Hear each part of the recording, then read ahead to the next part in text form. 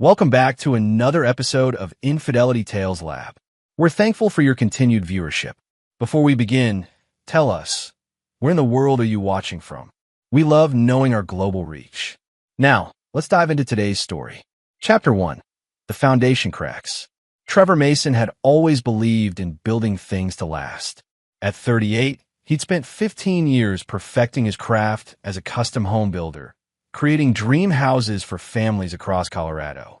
His calloused hands and weathered face told the story of a man who understood that solid foundations required patience, precision, and unwavering commitment. The same principles had guided his 12-year marriage to Brenna. When they'd met at a charity fundraiser in Denver, she was 24, fresh out of college, and working as a marketing assistant. Trevor had been immediately drawn to her auburn hair and infectious laugh. But more than that, he'd admired her apparent warmth and kindness. She'd seemed different from the other women he'd dated. Genuine, down-to-earth, someone who appreciated the simple things in life. Their early years had been good. Trevor's business, Mason Custom Homes, had grown steadily, allowing them to build their own sprawling ranch house on 10 acres outside Boulder. Brenna had quit her job after their third year of marriage, claiming she wanted to focus on starting a family and supporting Trevor's growing empire. But the children never came, despite their efforts, and somewhere along the way, the woman he'd married had changed. Trevor first noticed it about 3 years ago. Brenna had become increasingly distant, spending more time with her book club, her yoga classes, her girls' trips to Aspen. She'd started complaining about their quiet life, their lack of excitement, the way Trevor always smelled like sawdust and concrete. The criticisms had been subtle at first, wrapped in jokes and delivered with that same laugh that had once charmed him. But Trevor was a man who paid attention to details, and the details had been adding up. The late-night phone calls that ended abruptly when he entered the room. The new clothes, the expensive perfume, the sudden interest in working out. The way she'd flinch when he touched her, as if his hands were too rough, too working class for her refined tastes. Most telling of all was the way she'd started referring to their life together as boring and predictable, words that cut deeper than she probably realized. Tonight, Trevor had planned to surprise her with something decidedly unpredictable. He'd been working overtime for weeks, taking on extra projects and pushing his crew to meet impossible deadlines. The overtime had paid for 2 first-class tickets to Santorini, Greece, a destination Brenna had been dreaming about since she'd seen it featured in one of her glossy travel magazines. The resort was 5-star, the itinerary included private yacht tours and couple spa treatments, and the whole trip would last 2 weeks. It was the kind of grand romantic gesture that should have rekindled whatever spark had been missing from their marriage. Trevor pulled into their circular driveway at 9:30 p.m., later than usual, but buzzing with excitement. The house was lit up, and he could see Brenna's silhouette through the living room window. She wasn't alone. Her best friend, Jade Torres, was there, gesturing animatedly with a wine glass in her hand. The two women had been inseparable since college, and while Trevor had never particularly liked Jade's influence on his wife, he tolerated their friendship for Brenna's sake. He grabbed the envelope containing the travel documents and hotel confirmations from his truck, along with a bottle of champagne he'd picked up on the way home. The front door was unlocked, as always, one of the benefits of living in their secure, rural neighborhood. Trevor pushed the door open quietly, planning to surprise both women with his grand announcement. That's when he heard his wife's voice, crystal clear and dripping with venom. God, I hope he crashes on his way home from work tonight. Could use the life insurance money. Trevor froze in the entryway, the champagne bottle suddenly feeling like a lead weight in his hand. Through the archway leading to the living room, he could see Brenna sprawled on their leather sofa, her feet tucked under her, looking more relaxed and animated than she had in months. Jade's laugh was harsh and knowing. Or at least a few more weeks of silent treatment, until he gets the hint that you're done playing house with him. How much longer are you going to keep this up, Brent? Kyle's getting impatient. Kyle. Trevor's blood turned to ice water. Kyle Richmond, the smooth-talking personal trainer at Brenna's gym. The man was 10 years younger than Trevor, with the kind of sculpted physique that came from a lifetime of privilege and leisure rather than honest work. Trevor had met him once at a charity boxing match, had noticed the way Kyle's eyes lingered on Brenna, had seen the practice smile that probably worked on half the married women in Boulder. I know, Brenna sighed, taking a long sip of her wine. But Trevor's been so pathetically eager lately, working all those extra hours, probably planning some romantic surprise. It's almost sad how hard he's trying to win me back when I checked out of this marriage 2 years ago. 2 years. Trevor calculated the timeline in his head. 2 years ago was when Brenna had joined the gym, when she'd started her fitness journey and all the lifestyle changes that had come with it. 2 years of lies, 2 years of sleeping next to a woman who was counting down the days until his death. At least Kyle knows how to show a woman a good time, Brenna continued, her voice taking on a dreamy quality. Last weekend at the cabin was incredible. I felt like a completely different person, like I was actually alive again, instead of just existing in this suburban tomb. The cabin. Trevor knew exactly which cabin she meant. The luxury rental in Vail that Kyle had mentioned during their brief encounter. The same weekend Brenna had told Trevor she was going to a women's wellness retreat. The same weekend Trevor had worked 16-hour days to earn the money for their dream vacation. You know what you need to do? Jade said, leaning forward conspiratorially. Make the move official. File for divorce. Take half of everything and start fresh with Kyle. You're 34, Bren, not dead. You deserve better than a blue-collar husband who thinks a romantic evening is pizza and Netflix. Brenna laughed, the sound that had once made Trevor's heart skip, now making him feel physically ill. The timing has to be perfect. Trevor's business is doing really well right now. He just landed that resort project in Park City. If I wait until after he signs the contracts, my settlement will be worth twice as much. Besides, Kyle and I are having fun with the whole forbidden affair thing. There's something exciting about sneaking around, about having this secret life that Trevor is too stupid to figure out. Trevor's grip tightened on the champagne bottle. The resort project in Park City, the one that would have secured their financial future for decades. The one he'd been planning to surprise her with tonight, along with a trip to Greece. Every detail of the past 3 years suddenly clicked into place with devastating clarity. The woman he'd loved, the woman he'd built a life with, had been systematically planning his emotional and financial destruction while he'd been working himself to exhaustion trying to make her happy. Just promise me you'll be careful, Jade said, though her tone suggested she was enjoying the drama rather than genuinely worried. Trevor seems like the type who might not take the news well. All that quiet intensity, those big hands.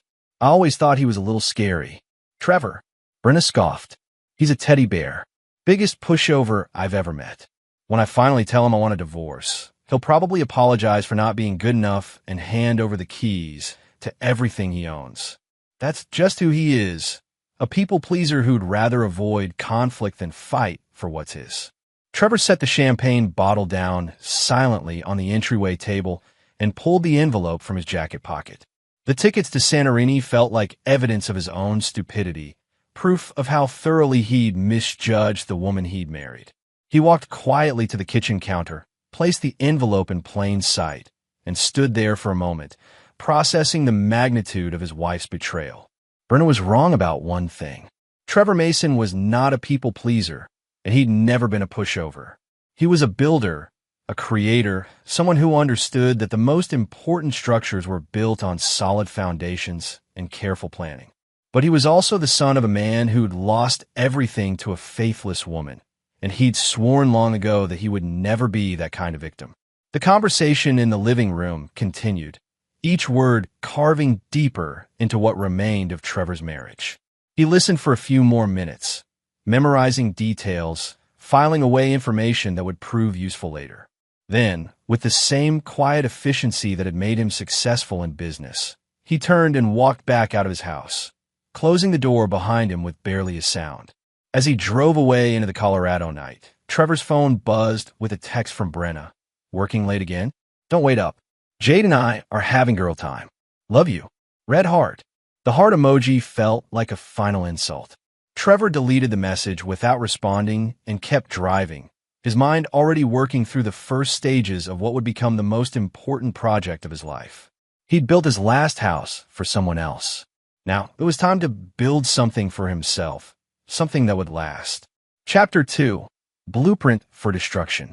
Trevor drove through the night, his mind churning with possibilities. By dawn, he'd reach his old hunting cabin in the mountains, a place Brenna had visited exactly once before, declaring it too rustic for her tastes. The isolation that she'd found oppressive was exactly what Trevor needed now. Space to think, to plan, to become the man this situation required. The cabin had been his father's refuge during his own divorce proceedings 25 years ago. Robert Mason had been a different kind of man than his son, more prone to anger, less strategic in his thinking. When Robert's wife had left him for her tennis instructor, taking half of everything and turning their two sons against their father, Robert had drunk himself into an early grave rather than fight back. Trevor had been 13 when he'd found his father on the cabin floor, empty bottle in his hand, and a note that simply read, "Some foundations are too damaged to repair." Trevor had inherited the cabin and the lesson. He'd spent his teenage years watching his mother parade her new family around town, while his father's memory was systematically erased.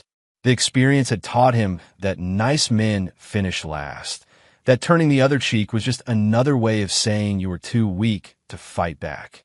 But it had also taught him patience, observation, and the value of striking when your enemy least expected it. Over the next 3 days, Trevor methodically planned his response to Brenna's betrayal. He used his business connections to gather information about Kyle Richmond, learning that the man was drowning in debt despite his flashy lifestyle.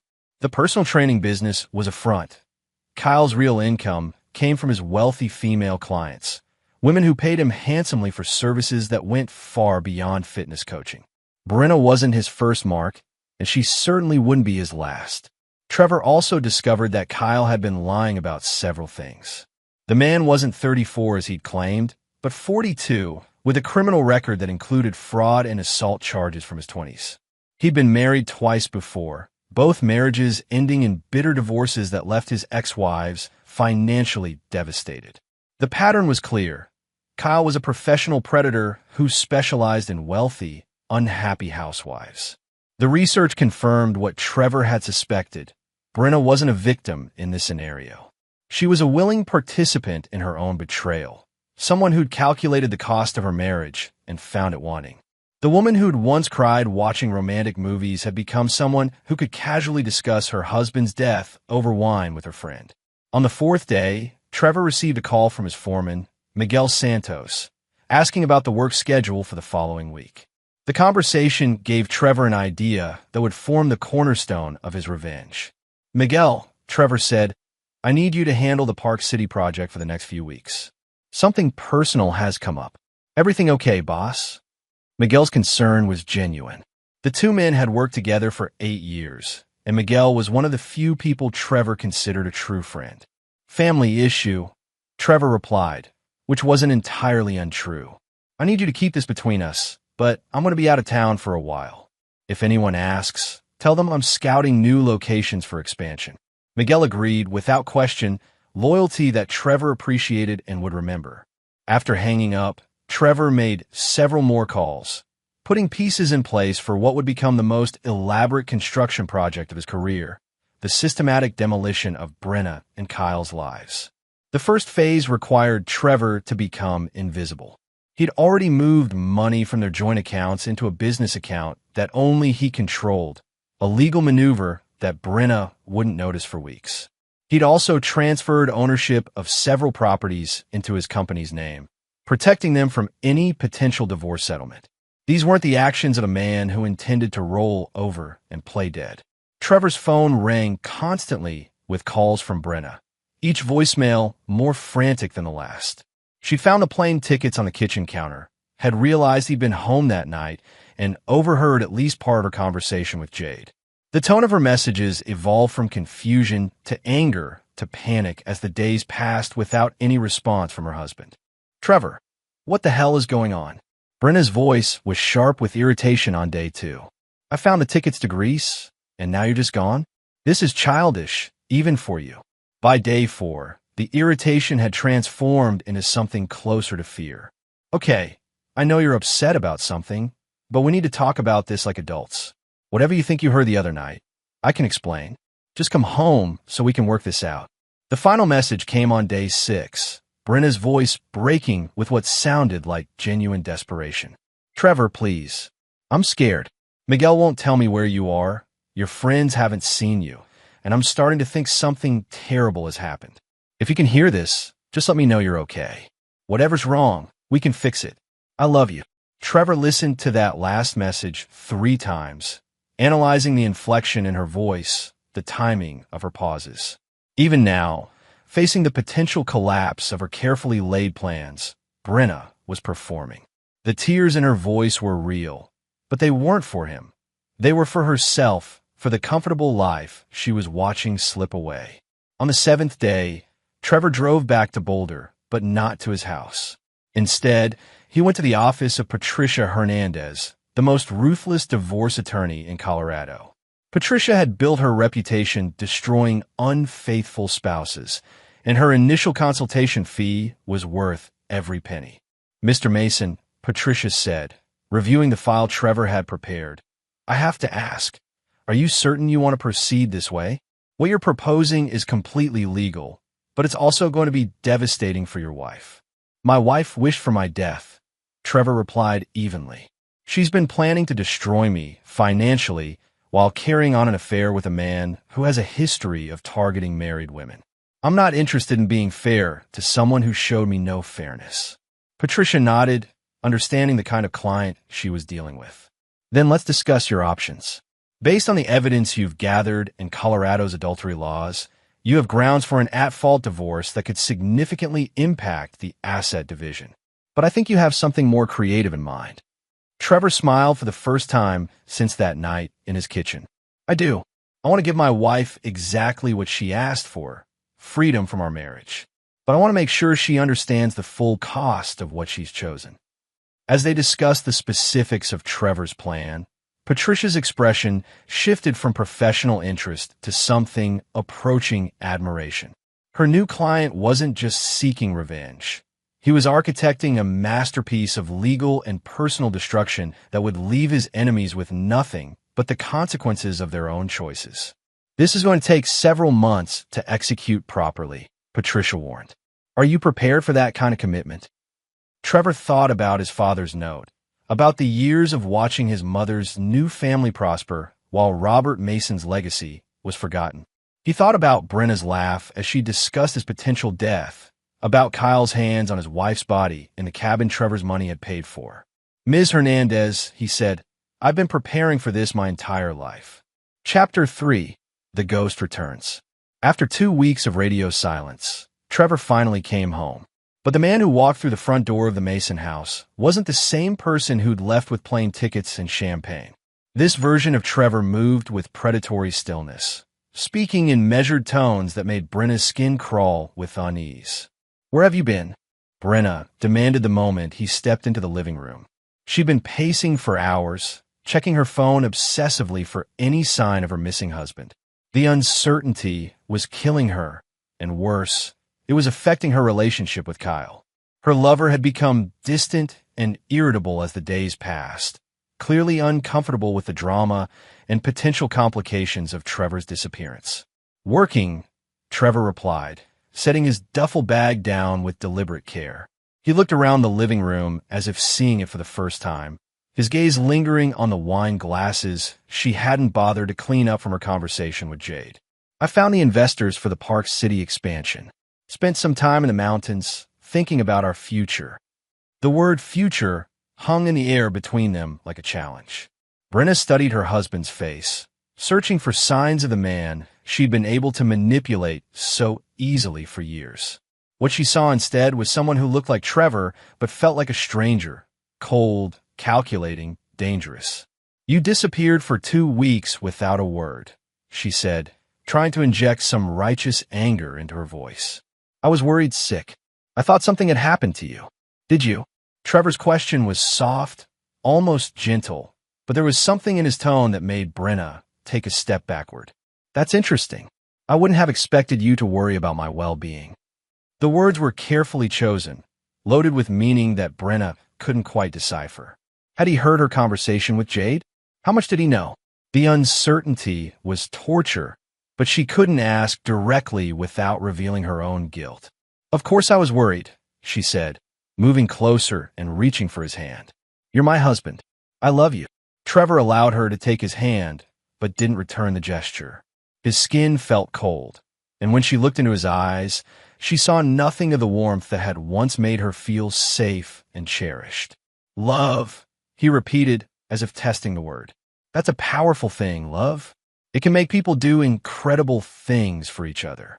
Or terrible things. Before Brenna could respond, Trevor's phone buzzed. He answered it without looking at the caller ID, his voice shifting to the professional tone she'd heard him use with clients. Trevor Mason, yes, I'll be there. No, my schedule is completely clear. I've decided to take a more hands-on approach to my business relationships. He hung up and looked at Brenna with something that might have been amusement. I have a meeting tonight. Don't wait up. Tonight? But you just got home. I thought we could talk. Maybe go out to dinner, spend some time together. The words sounded desperate even to her own ears, but Brenna was starting to panic. This wasn't how things were supposed to go. Trevor was supposed to be predictable, manageable, someone she could control while she planned her exit strategy. I'm sure you can find something to occupy your time, Trevor said, walking toward the stairs. Maybe call Jade or Kyle. Brenna's blood turned to ice. There was confirmation that he knew. But how much? And what was he planning to do about it? Trevor, if this is about the other night, what about the other night? His voice was perfectly calm, perfectly controlled. Is there something you need to tell me about the other night? It felt like a trap, and Brenna was smart enough not to walk into it. Nothing. I missed you. 2 weeks is a long time. Trevor nodded as if her answer was exactly what he'd expected. It is. A lot can change in 2 weeks. I've learned some interesting things about the people in my life, about what they really think of me when they believe I'm not listening. He started up the stairs, then paused halfway. Oh, and Brenna? I canceled the trip to Greece. I decided we needed to spend more time focusing on our life here in Boulder. I hope you don't mind. Watching him disappear into their bedroom, Brenna felt a chill that had nothing to do with the temperature. The Trevor who'd left 2 weeks ago would have confronted her directly, would have demanded explanations and apologies. This version was playing a different game entirely, one where she didn't know the rules. She called Kyle the moment she heard Trevor's truck pull out of the driveway. He's back, she said without preamble when Kyle answered. And Kyle's voice was clipped and patient. Their affair had lost much of its excitement during Trevor's absence, replaced by stress and uncertainty that Kyle clearly found unappealing. He knows something. I can feel it. He's different, Kyle. Cold. He mentioned your name. There was a long pause before Kyle responded. What exactly did he say? Nothing specific, but the way he looked at me. Brenna shivered, remembering those empty eyes. I think he heard our conversation that night. The one with Jade. Shit. Kyle's composure cracked slightly. Okay, don't panic. Even if he knows about us, what's he going to do? File for divorce? So what? That's what you wanted anyway. But Brenna wasn't so sure anymore. The man who'd come home tonight didn't seem like someone who would simply hand over half of everything and disappear quietly. He seemed like someone who was planning something, someone who'd been using the past 2 weeks to prepare for war. I don't think he's going to make this easy, she said. Maybe we should cool things down for a while. Wait and see what he does. Cool things down. Kyle's voice turned sharp. Brenna, I've been patient with this whole situation, but I'm not going to put my life on hold because your husband is having a tantrum. Either you're ready to leave him or you're not. I'm not interested in playing house with a married woman indefinitely. The ultimatum hit Brenna like a physical blow. She'd been so focused on managing Trevor that she'd forgotten Kyle was equally unpredictable, equally dangerous in his own way. Caught between two men who seemed to be hardening into adversaries, she felt the walls of her carefully constructed life closing in. Give me some time, she pleaded. Let me figure out what he knows, what he's planning. Then we can make our move. You have 1 week, Kyle said. After that, I'm done waiting. There are other options out there, Brenna. Don't forget that. The line went dead, leaving Brenna alone in the house that had once felt like a sanctuary but now felt like a prison. Outside, She could hear the wind picking up, rattling the windows and doors that Trevor had installed with his own hands. Everything in this house bore his mark, his craftsmanship, his attention to detail. For the first time since this whole affair had begun, Brenna wondered if she'd made a terrible mistake. The Trevor who'd built this house, who'd worked overtime to buy her dream vacation, who'd loved her completely and without reservation, that Trevor might have been worth fighting for. But it was too late for those thoughts now. The man who'd come home tonight wasn't interested in reconciliation. He was interested in something else entirely, something that made her feel like prey being stalked by a predator who'd learned patience. As the night wore on and Trevor didn't return, Brenna found herself checking the locks on the doors and windows, though she couldn't say exactly what she was trying to keep out. All she knew was that the foundation of her world was cracking, and the man she'd underestimated for so long was the one holding the sledgehammer. Chapter 4. The Hunter's Patience.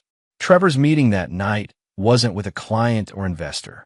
Instead, he sat in a dimly lit corner of Murphy's Tavern, Boulder's most discreet watering hole, across from Danny Reeves, a private investigator who specialized in matrimonial cases.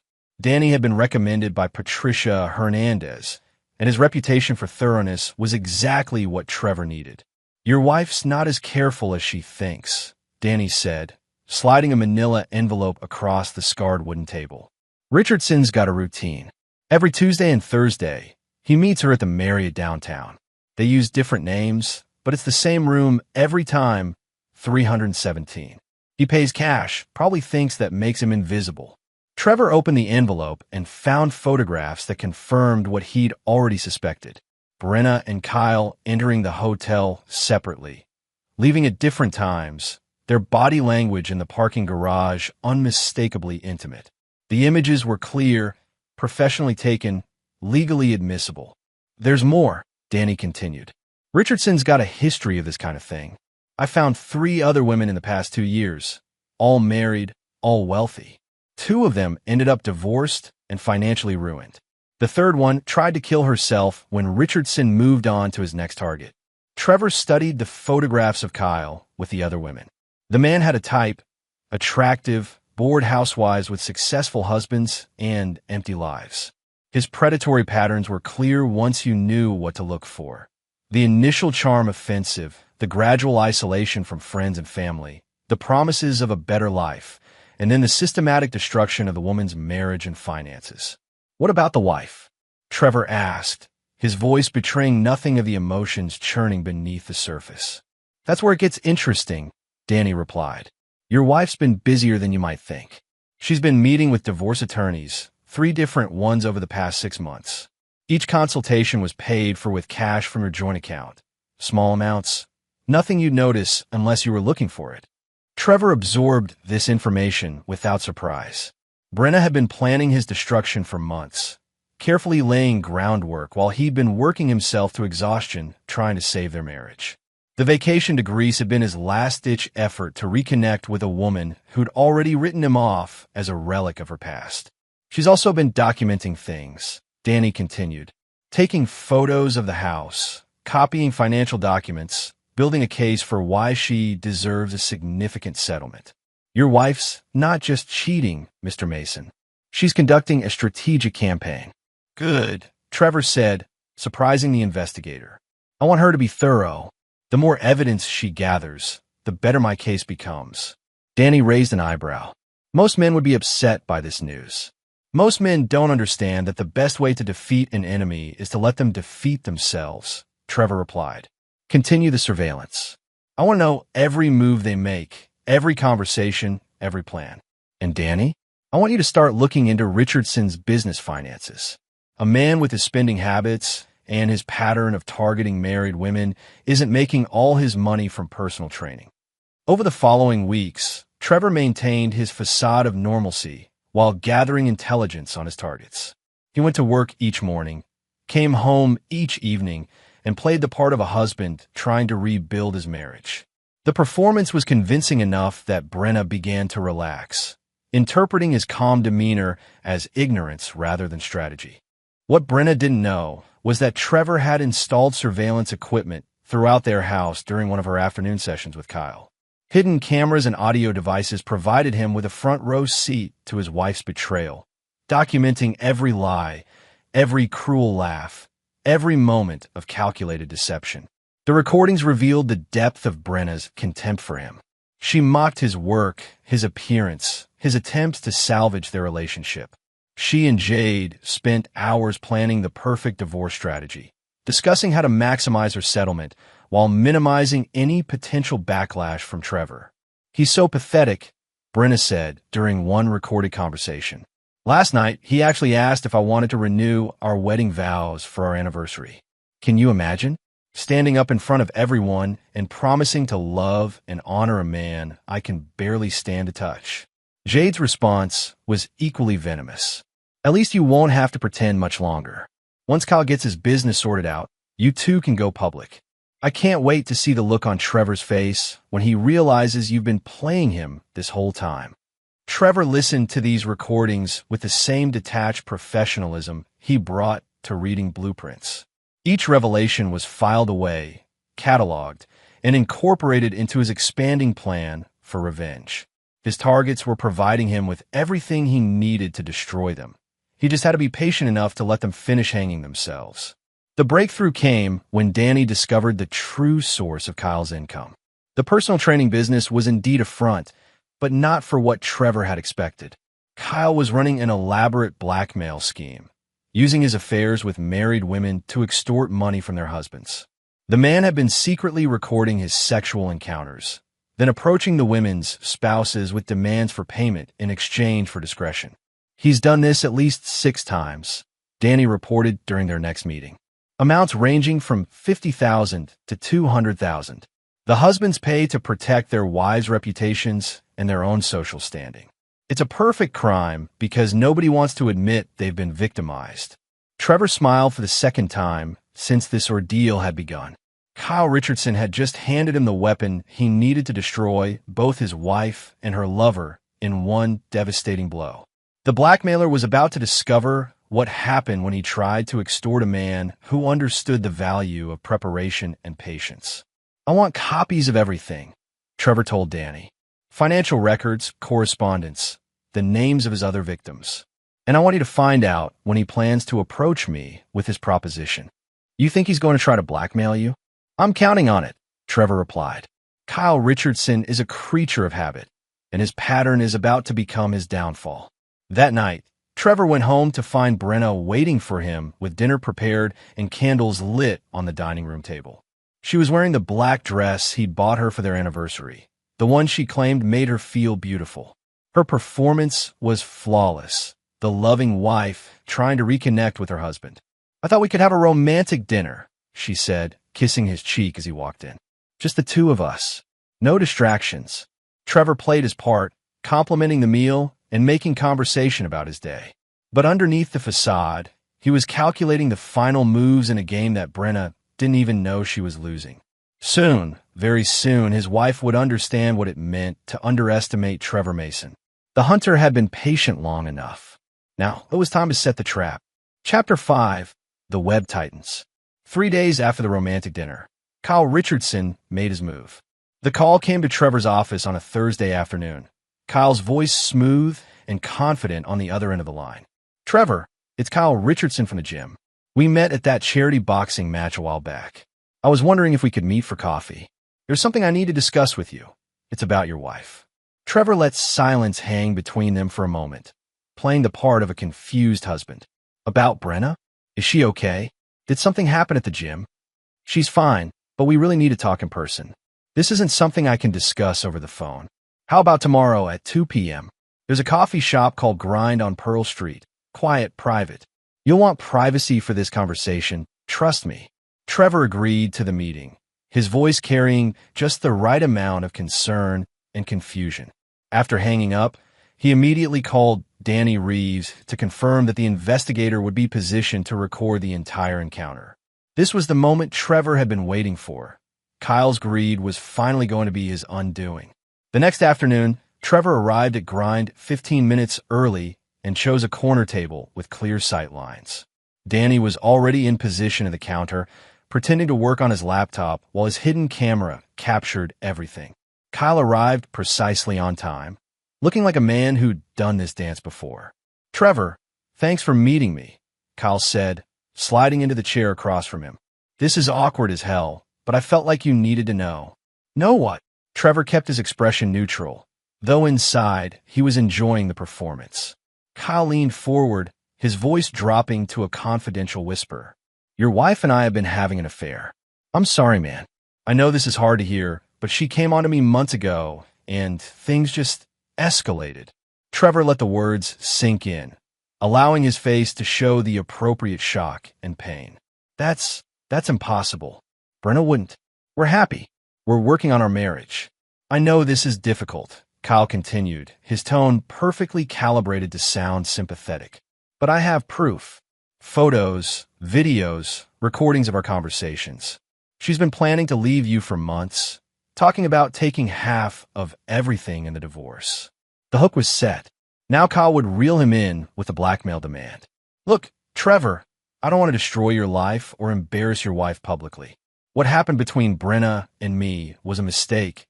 I take full responsibility for that. But if this information got out, it would ruin both of your reputations. Your business would suffer, your social standing in the community would be destroyed." Trevor said nothing, letting Kyle continue his pitch. "I'm prepared to disappear from Boulder, end things with Brenna, and delete all the evidence I have. But I need some help starting over somewhere else. $150,000 would be enough for me to relocate and never bother you or your wife again." There it was, the same pattern Kyle had used on 6 other men. The fake confession, the evidence, the reasonable-sounding demand wrapped in the illusion of protecting the victim's dignity. It was a masterful performance from a man who'd perfected his craft through repetition. Trevor let the silence stretch until Kyle began to look uncomfortable.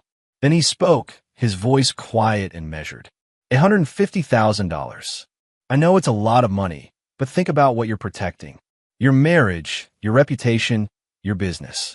Some things are worth more than money, right?" "You're absolutely right," Trevor said, reaching into his jacket pocket. "Some things are worth more than money." Kyle relaxed, clearly believing he'd found another easy mark. His confidence evaporated when Trevor placed a digital recorder on the table between them. Like justice, Trevor finished, pressing the stop button on the device. Kyle's face went white as he stared at the recorder. "What the hell is that?" "Evidence," Trevor replied calmly. "Evidence of your attempted extortion, which is a felony in Colorado, along with the financial records showing your blackmail payments from 6 other victims. It should be enough to put you away for quite a while." "You can't prove anything," Kyle said, but his voice had lost its smooth confidence. "It's your word against mine." Trevor smiled, a cold, predatory expression that made Kyle shrink back in his chair. "Actually, it's your word against you. See, Kyle, I know about Marcus Webb in Denver. I know about Robert Chun in Fort Collins. I know about David Torres in Colorado Springs. Should I keep going, or are you starting to understand the situation you're in?" The names of Kyle's previous victims hit like physical blows. The man who'd seemed so confident minutes earlier was now sweating, his eyes darting around the coffee shop as if looking for escape routes. "You've been running this scam for 3 years, Trevor continued conversationally. "Seducing married women, recording your encounters, then blackmailing their husbands. It's been a profitable business model, hasn't it? Until now." Kyle's desperation made him stupid. "Look, we can work this out. I'll leave town, disappear completely. You'll never see me or hear from me again. Just let me walk away." "Oh, you're going to disappear?" Trevor agreed. "But not the way you're thinking. You see, Kyle, I've already turned copies of all this evidence over to the FBI. Extortion across state lines is a federal crime. They're very interested in talking to you." As if summoned by Trevor's words, 2 men in dark suits appeared at their table. "Kyle Richardson," one of them said, displaying his badge. "FBI, you're under arrest for extortion, fraud, and racketeering. You have the right to remain silent." Kyle's arrest in the middle of the crowded coffee shop drew stares from every patron. As the federal agents led him away in handcuffs, Trevor remained seated, calmly finishing his coffee while Danny packed up his surveillance equipment. Phase 1 of Trevor's revenge was complete. But Kyle's arrest was just the opening move. The real game was about to begin. That evening, Trevor came home to find Brenna pacing frantically around their living room, her phone pressed to her ear. She was trying to call Kyle, but his phone was going straight to voicemail.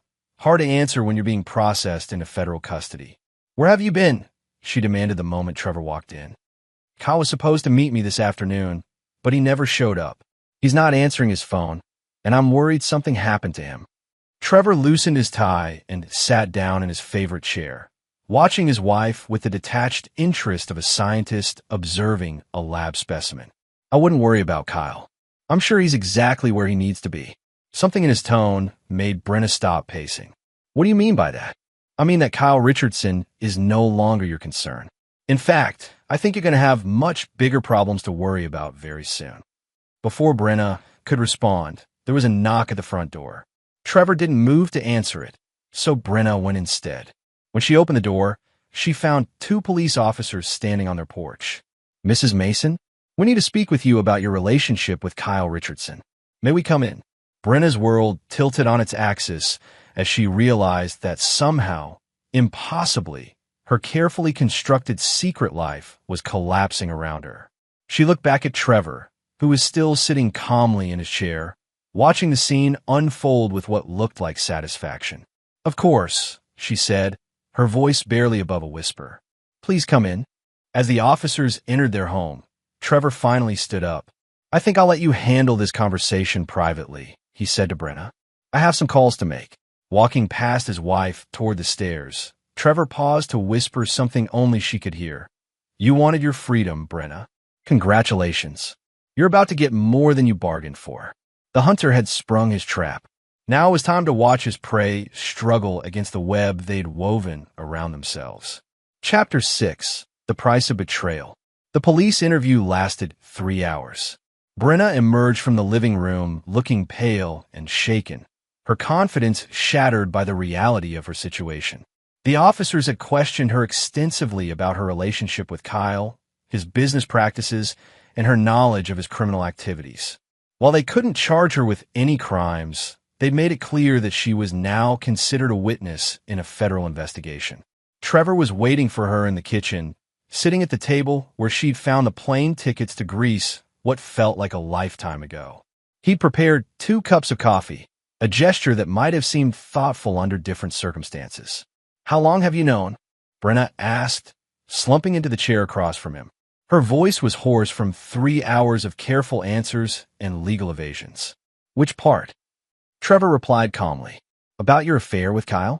I've known since the night I came home with the vacation tickets." "About his blackmail scheme? I figured that out a few weeks ago." "About your plans to divorce me and take half of everything? I've known about that for months." Brenna stared at him in shock. "Months? But you never said anything. You acted like everything was normal." "Everything was normal," Trevor said. "Normal for a marriage where one spouse is systematically planning to destroy the other while pretending to love them. Normal for a woman who wishes her husband would die so she could collect the insurance money." The words hit Brenna like physical blows. She'd forgotten about that conversation with Jade, forgotten that Trevor had been in the house that night. Hearing her own cruelty reflected back at her made her feel sick with shame and fear. "Trevor, I never meant." "You meant every word," he interrupted. "And now you're going to live with the consequences of those words." Brenna looked around their kitchen, seeing it as if for the first time. This was a room where Trevor had prepared breakfast for her every morning for 12 years. The room where they'd planned their future, argued about money, celebrated birthdays and anniversaries. The room where she'd systematically destroyed their marriage while he'd been trying to save it. "What happens now?" she asked quietly. Trevor reached into his jacket and pulled out a manila envelope, placing it on the table between them. "Now you sign these papers." Brenna opened the envelope with trembling hands. Inside were divorce documents, but not the kind she'd been expecting. These papers stripped her of any claim to Trevor's business, their house, or most of their shared assets. The settlement offered her enough money to start over, but nowhere near the fortune she'd been planning to claim. "I can't sign this," she said, her voice rising with panic. "This isn't fair. I'm entitled to half of everything we built together." "Half of everything we built together," Trevor repeated thoughtfully. Let me ask you something, Brenna. What exactly did you build? I started my business before we met. I bought this land, designed this house, built it with my own hands. I worked 16-hour days to grow the company while you spent your afternoons planning my destruction. So tell me, what did you contribute to this marriage besides betrayal and lies? Brenna felt tears streaming down her face, but she could see that Trevor was unmoved by her distress. The man sitting across from her wasn't the gentle, forgiving husband she'd taken for granted for so many years. This was someone harder, colder, someone who'd learned to match cruelty with ruthlessness. If you don't sign willingly, Trevor continued, I'll file for an at-fault divorce based on adultery. In Colorado, that means you could end up with nothing at all. The choice is yours. You're destroying my life, Brenna whispered. No, Trevor corrected her. You destroyed your life. I'm just making sure you understand the cost of your choices. As Brenna stared at the papers, her phone buzzed with a text message from Jade. OMG, did you see the news? Kyle Richardson was arrested by the FBI. It's all over social media. Call me. Trevor must have seen her reaction to the message because he smiled that cold, predatory smile she was beginning to hate. Your friend Jade is going to have some interesting conversations with federal agents over the next few days. It turns out that Kyle recorded some of your conversations together, including the one where you discussed the best way to poison me if the car accident didn't work out. Brenna's blood turned to ice. That's not. We were joking. We were drunk and just talking nonsense. Were you? Trevor asked. Because the FBI takes conspiracy to commit murder very seriously, even when it's just joking. Of course, if you cooperate fully with the divorce proceedings, I might be willing to clarify for the authorities that your conversations with Kyle and Jade were purely hypothetical. But if you fight me on this, if you try to drag this out in court or claim assets that aren't rightfully yours. He didn't need to finish the threat. Brenna understood perfectly. She could sign the papers and start over with a modest settlement, or she could fight him and risk spending the rest of her life in federal prison. I need time to think, she said desperately. You have until tomorrow morning, Trevor replied, standing up from the table. I'm sleeping in a guest room tonight. I suggest you use the time to consider your options carefully. As Trevor walked away, Brenna called after him. What happened to you? You used to be kind, forgiving. You used to love me. Trevor paused in the doorway and looked back at his wife. Really looked at her for what might be the last time. I did love you. Completely. Unconditionally. I would have done anything for you, Brenna. I worked myself to exhaustion trying to make you happy, trying to be the husband you deserved. And in return, you wish for my death. His voice was quiet, matter of fact, but the words carried the weight of absolute finality. The man who loved you died the night he overheard you and Jade laughing about his life insurance policy. What's left is someone who learned not to forgive betrayal. Someone who learned that kindness is a weakness that people like you exploit. Brenna watched her husband disappear upstairs, leaving her alone with the divorce papers and the wreckage of her choices. Outside, the wind was picking up again, rattling the windows of the house that Trevor had built for them with his own hands. But this time, the sound didn't comfort her. This time, it sounded like everything solid in her world was coming apart. She thought about calling her lawyer, fighting the divorce settlement, demanding her fair share. But then she remembered Kyle's arrest, remembered the federal agent's questions about conspiracy and murder plots. She thought about spending the next 20 years in prison for a joke that hadn't seemed funny to anyone but her and Jade. By morning, Brenna had signed the papers. By afternoon, she was packing her belongings into suitcases, preparing to leave the only home she'd known as a married woman. As she worked, Trevor went about his normal routine, getting ready for work as if this were just another ordinary day. Where will you go? He asked as she loaded the last of her clothes into her car. I don't know, Brenna replied honestly. My parents, maybe, at least until I figure out what comes next. Trevor nodded, the conversation feeling as distant and polite as if they were strangers. For what it's worth, he said, I hope you find whatever it was you were looking for when you decided I wasn't enough. Brenna looked at her husband one last time, searching for any sign of the man who'd once loved her enough to work overtime to buy her dream vacation. What she found instead was a stranger who'd learned to weaponize the same patience and attention to detail that had made him successful in business. "I'm sorry," she said, though the words felt inadequate for the magnitude of what she destroyed. "I know you are," Trevor replied. "But some things can't be repaired once they're broken. Some foundations are too damaged to rebuild." As Brenna drove away from the house that had been her home for over a decade, she realized that Trevor had given her exactly what she'd asked for: freedom from their marriage. But like everything else in his life, he'd built her liberation with precision and care, ensuring that every detail served his purpose rather than hers. The man who'd once loved her unconditionally had become the architect of her destruction. And the most terrifying part was that she'd given him every tool he needed to build her cage. Chapter 7, Reckoning. 6 months after Brenna's departure, Trevor's house felt different. Not empty. Trevor had never been a man who needed constant company to feel complete, but purposeful in a way it hadn't been during the final years of his marriage. Every room had been reclaimed, every space organized according to his preferences rather than the compromises that had defined his married life. The guest room where he'd slept that final night had been converted into a home office. The living room where Brenna had plotted his destruction with Jade now served as a workshop for his architectural drawings.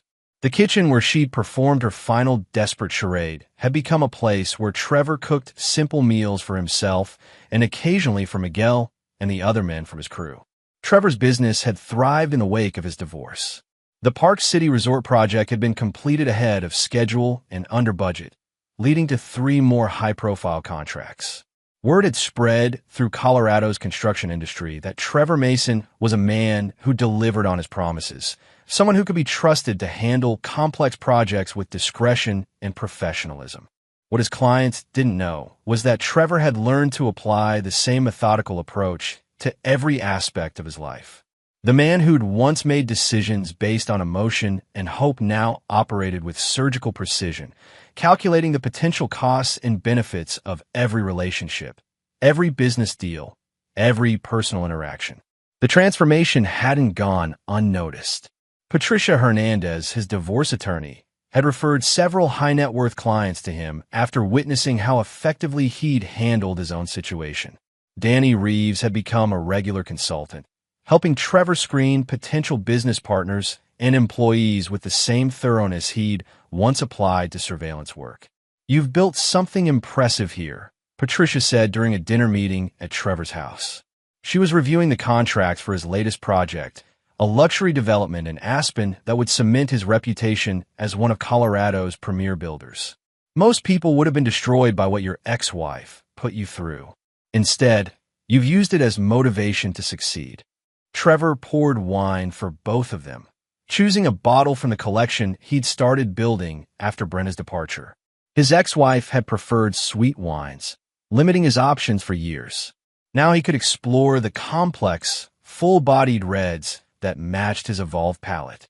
"Destruction and creation aren't opposites," he replied. "Sometimes you have to tear down what isn't working before you can build something better." Patricia studied him over the rim of her wine glass. "Is that what you did with your marriage? Tore it down to build something better?" "My marriage was already broken," Trevor said. "I just stopped pretending it could be repaired." The conversation was interrupted by Trevor's phone buzzing with a call from Danny Reeves. Trevor answered, putting the call on speaker with Patricia's permission. "Trevor, thought you'd want to know. Kyle Richardson was sentenced today. Federal judge gave him 8 years for the extortion charges, plus restitution to his victims. He won't be bothering anyone for a long time."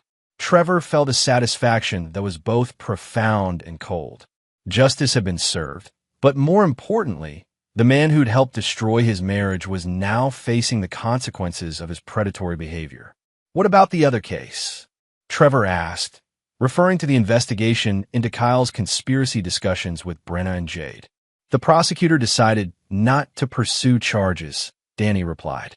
"Without concrete evidence of intent to commit murder, they couldn't prove conspiracy beyond a reasonable doubt. Your ex-wife and her friend got lucky."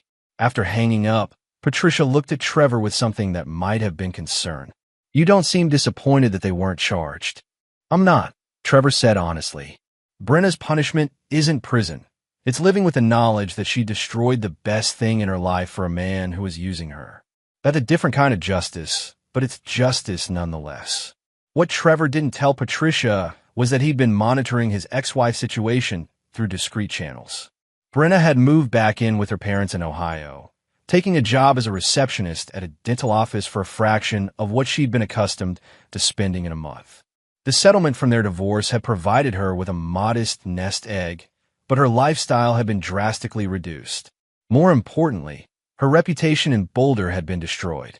The details of Kyle's arrest and the federal investigation had become public knowledge, and Brenna's role as both victim and accomplice had made her a pariah among their former social circle. The women who'd once envied her marriage to the successful builder now whispered about her poor judgment and moral failings. Jade Torres had fared even worse. Her involvement in the conspiracy conversations had cost her a lucrative marketing job, and no one in Boulder's tight-knit professional community would hire her. Last Trevor had heard, she'd moved to Phoenix and was working in retail while trying to rebuild her career from scratch. "Have you thought about dating again?" Patricia asked, bringing Trevor back to the present conversation. "It's been 6 months. You're a successful, attractive man with a lot to offer the right woman." Trevor considered the question seriously. He'd had opportunities, women who'd made their interests clear through professional interactions or social events. But the idea of opening himself up to that kind of vulnerability again felt foreign, almost impossible. "I'm not the same person I was when I married Brenna," he said finally. The man who fell in love with her was trusting, optimistic, willing to believe the best about people. That man doesn't exist anymore. "Maybe that's not entirely a bad thing," Patricia suggested. "Trust and optimism are admirable qualities, but they can be weaknesses if they're not balanced with discernment and self-protection." Trevor nodded, acknowledging the truth in her words. The man he'd become was harder, more calculating, less willing to make himself vulnerable to other people's betrayals. But he was also stronger, more successful, more capable of protecting himself and the people who deserve his loyalty. "If I ever do get involved with someone again," he said, "it will be on very different terms. No joint accounts, no shared property, no merging of lives until they've proven themselves over years, not months. And if they ever betray that trust." He didn't finish the sentence, but Patricia understood.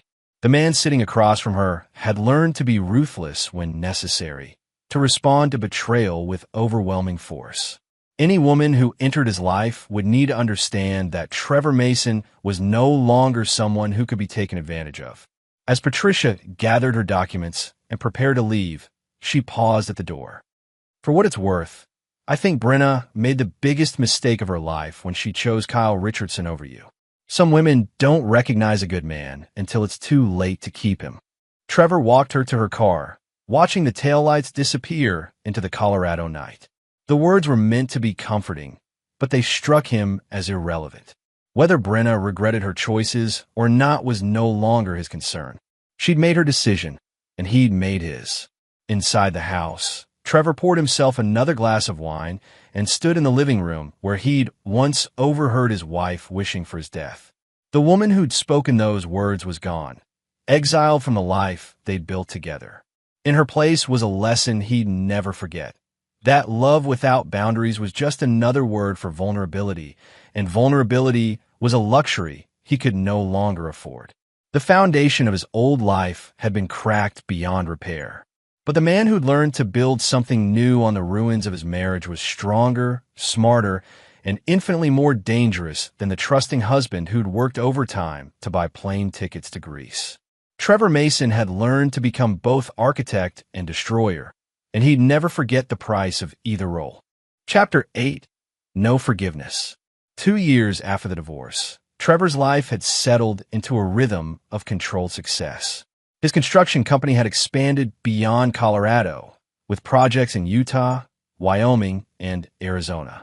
The house that had once been a symbol of his failed marriage had become the headquarters of a business empire built on reputation, precision, and the hard-won knowledge that trust was a commodity to be earned, not freely given. The call came on a Tuesday evening in late November. Trevor almost didn't answer. The number was blocked, and he'd learned to avoid unexpected communications. But something made him pick up, perhaps curiosity about who would be trying to reach him anonymously. Trevor? It's Brenna. Her voice was different, smaller, uncertain, stripped of the confidence that had once made her so attractive. Trevor felt nothing at the sound of it. No lingering anger or hurt, just the mild interest he might have shown to a stranger. Hello, Brenna. Why are you calling? She paused, and he could hear her struggling to find words. I wanted to apologize. I know it's been 2 years, and I know I don't have the right to ask for your forgiveness, but I needed you to know that I understand what I did to you. What I threw away. Trevor walked to his office window, looking out over the property where he'd once planned to build a future with this woman. I see. And what exactly do you understand? That you loved me completely, and I destroyed that love because I was selfish and stupid and ungrateful. Her voice cracked with emotion. I lost the best man I'll ever know because I thought I deserved something better, something more exciting. I was wrong about everything, Trevor. About you, about Kyle, about what would make me happy. The words hung in the air between them. Trevor found himself analyzing them with the same detachment he brought to reviewing construction contracts. The apology was probably genuine, born from 2 years of consequences and regret. But it was also irrelevant to the man he'd become. How's life in Ohio? He asked, changing the subject with deliberate casualness. Brenna's sharp intake of breath told him she was surprised by his lack of response to her apology. It's difficult. My parents are getting older, and they need more help than I can give them while working full-time. The money from our settlement is running out faster than I expected. Everything's just harder than I thought it would be. Trevor nodded, though she couldn't see him. And what about dating? Have you found the excitement you were looking for? No. The word came out as barely a whisper. I tried, but I can't trust anyone. After Kyle, after learning what kind of person I'd throw my marriage away for, I can't believe anything anyone tells me. I keep thinking about how he recorded our conversations, how he planned to blackmail you, how little I meant to him beyond being another mark in his scheme. Difficult to build relationships without trust, Trevor observed. Trevor, I know I don't deserve to ask this, but I need help. My dad's been diagnosed with Alzheimer's, and my mom can't handle caring for him alone. The cost of professional care is more than I make in a year, and I don't have anyone else to turn to. I wouldn't ask if I wasn't desperate. There was the real reason for the call.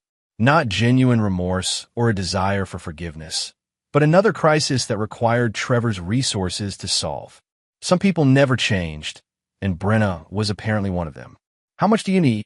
Trevor asked, his voice giving away nothing of his thoughts.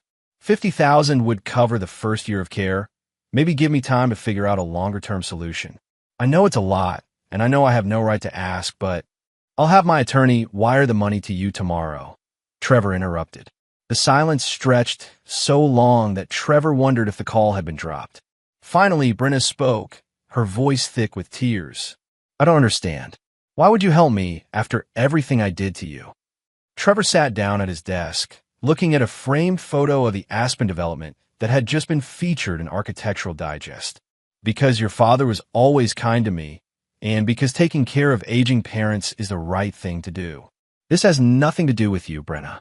It's about helping good people who don't deserve to suffer because their daughter made poor choices. Does this mean, could we maybe try to be friends again? I know I don't deserve your forgiveness, but maybe someday. No. The word was final, absolute. I'm helping your parents because they deserve help. But you and I have nothing to rebuild, nothing to repair. You made your choice when you wished for my death. I made mine when I decided to become the kind of man who doesn't forget betrayal. Brenna's sob was audible through the phone. I was drunk that night. I didn't mean what I said. I was just angry and frustrated, and you revealed who you really are, Trevor finished. People don't become different people when they're drunk, Brenna. They just become honest about who they've always been. You meant every word you said that night, and we both know it. So there's no chance? Ever? You'll never be able to forgive me.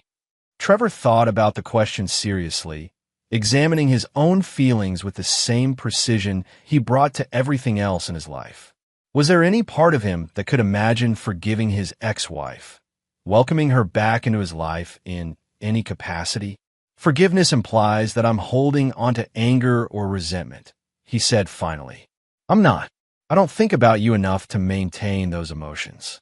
What you destroyed can't be rebuilt because the man who loved you no longer exists. I'm someone else now, someone who learned from your betrayal and used it to become stronger. I don't forgive you, Brenna, because forgiveness suggests that what you did was forgivable. It wasn't. The finality in his voice seemed to break something in her. I ruined everything, she whispered. I had a man who would have done anything for me, and I threw it away for nothing. I'm going to spend the rest of my life alone because I'm too damaged to trust anyone, and no one decent would want someone who betrayed her husband the way I betrayed you.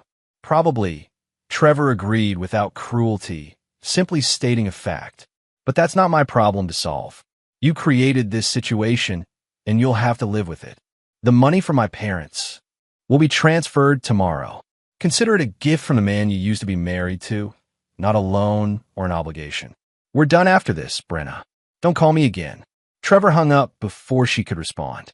The conversation had been educational, confirming what he'd suspected about his ex-wife's current situation while reinforcing his own emotional distance from their shared past.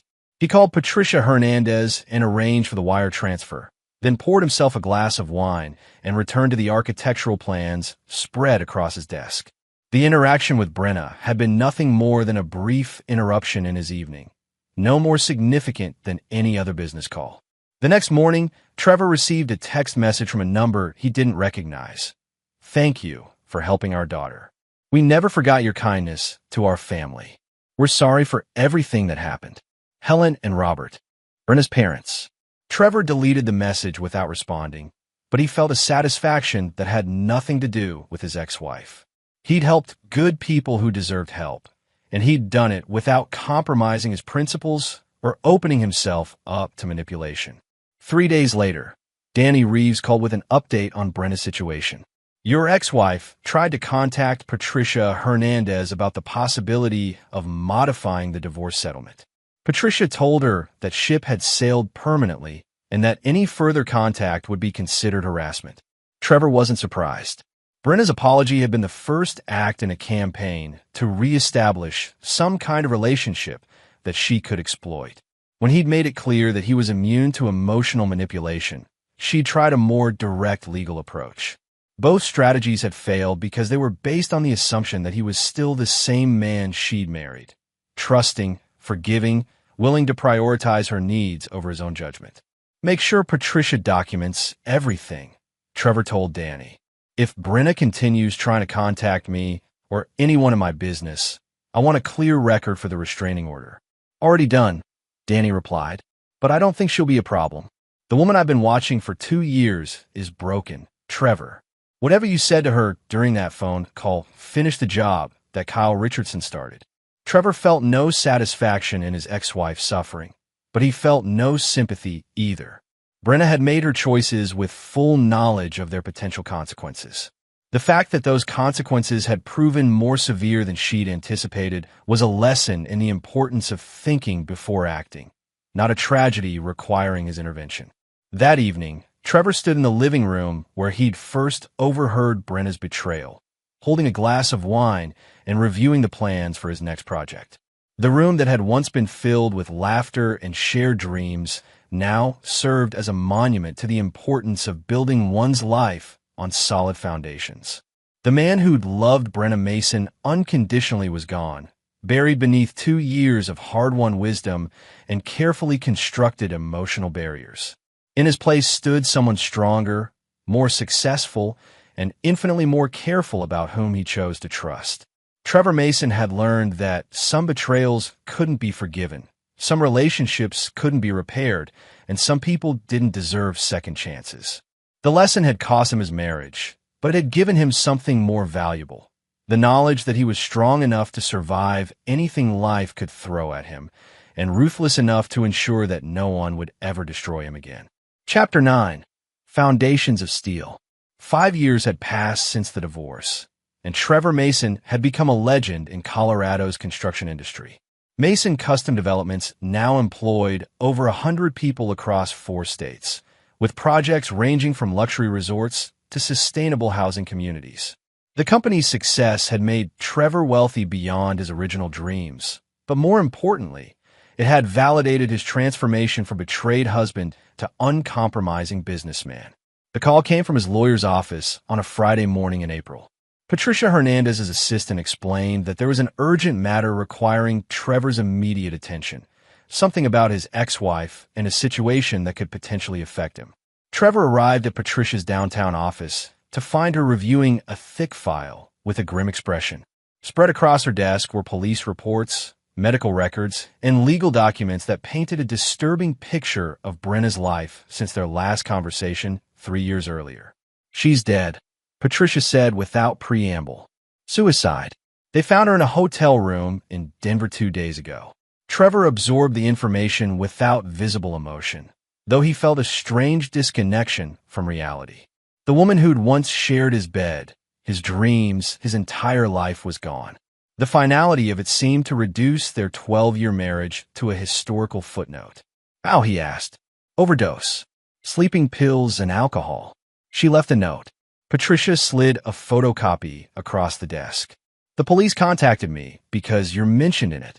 Trevor read the note, written in Brenna's familiar handwriting, but with a shakiness that suggested either emotional distress or physical illness.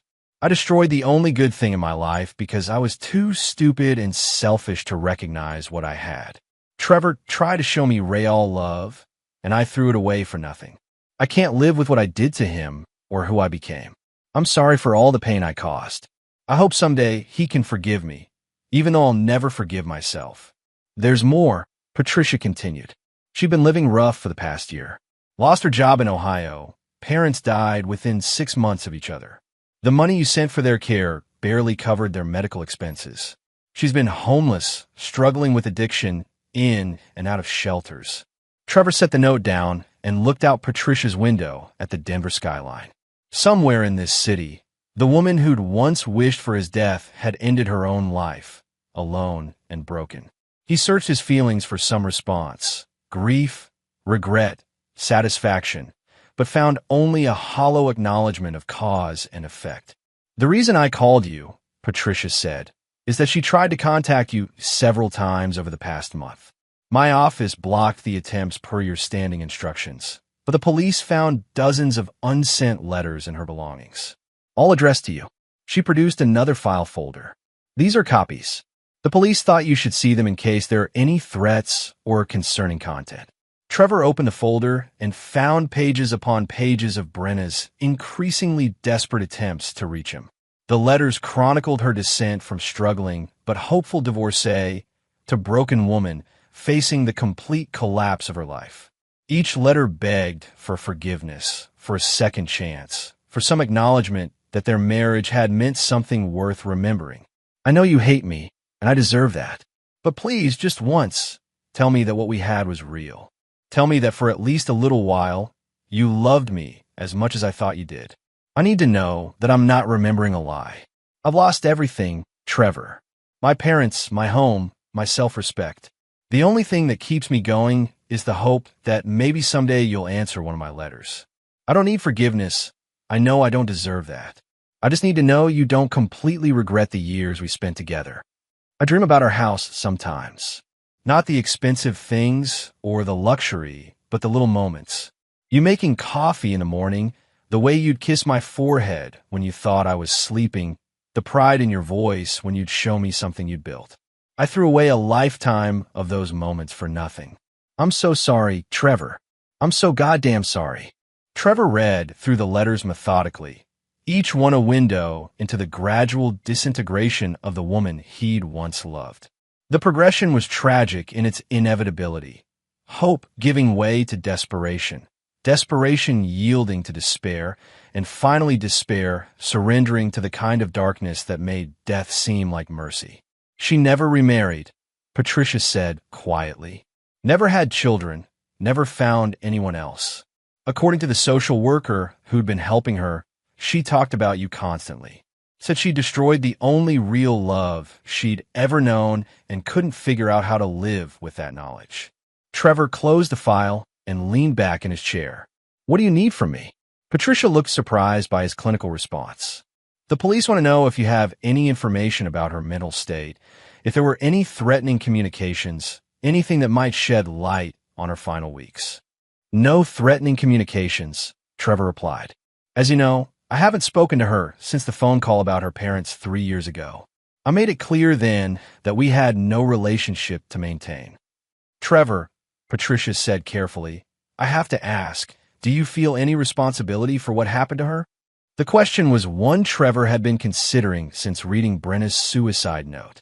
Did he bear some moral culpability for his ex-wife's death? Had his refusal to forgive her, his absolute rejection of any reconciliation, contributed to her final decision? No, he said finally. Brenna made her choice when she betrayed our marriage. Every consequence that followed was the result of that original decision. I didn't force her to have an affair, I didn't make her wish for my death, and I didn't create the circumstances that led to her addiction and homelessness. I simply refused to rescue her from the consequences of her own actions. Patricia nodded, though Trevor sensed she wasn't entirely convinced. The funeral is tomorrow. Small service, just a few friends from Ohio. I thought you should know in case you wanted to attend. Trevor considered it briefly. There had been a time when he would have felt obligated to pay his respects, to honor the memory of the woman he'd once loved despite everything that had gone wrong between them. But that man was gone, replaced by someone who understood that attending Brenna's funeral would be a betrayal of the principles he'd built his new life upon. I won't be attending, he said. Send flowers if you think it's appropriate, but make sure the card is from the company, not from me personally. Walking out of Patricia's office, Trevor felt the weight of finality settling over him. Brenna's death had closed the last chapter of their shared story, but it had also confirmed the wisdom of his transformation. The woman who destroyed their marriage had ultimately destroyed herself, unable to live with the consequences of her betrayal. That evening, Trevor sat in his home office, surrounded by architectural plans and business documents that represented the empire he'd built from the ashes of his marriage. On his desk was a photo from his wedding day, the only picture of Brenna he'd kept. In it, she was laughing at something he'd said, her face radiant with joy and love that had seemed completely genuine at the time. Trevor studied the photo for a long moment, then placed it in his desk drawer next to the copies of her final letters.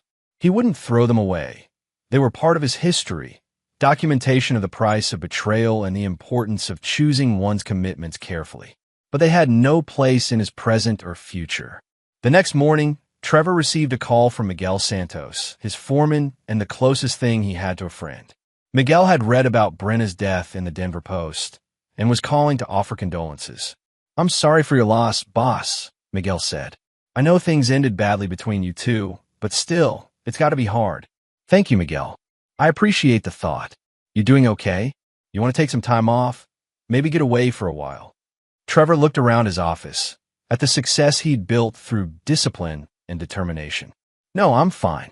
We have the Grand Junction project starting Monday. I want to be there for the groundbreaking. After hanging up, Trevor realized that Miguel's call had been the first expression of sympathy he'd genuinely appreciated. The man had worked for him for over a decade, had seen him through the worst period of his life, and had never asked for details or offered unsolicited advice. Miguel understood loyalty, understood that some things were too personal to share even with friends. Over the following weeks, Trevor received a handful of other calls and messages from people who'd known him and Brenna during their marriage. Most were brief expressions of sympathy, but a few were more probing, clearly fishing for details about their relationship and the circumstances surrounding her death. Trevor handled each conversation with the same polite distance he'd mastered over the past 5 years.